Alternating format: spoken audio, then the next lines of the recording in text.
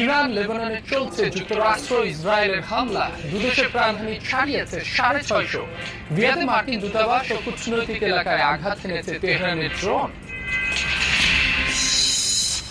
মধ্যপ্রাচ্যের যুদ্ধে জড়াবে না নেটো, মার্কিন বাহিনীকে যৌথ ঘাঁটি ব্যবহারের অনুমতি দিল না স্পেন।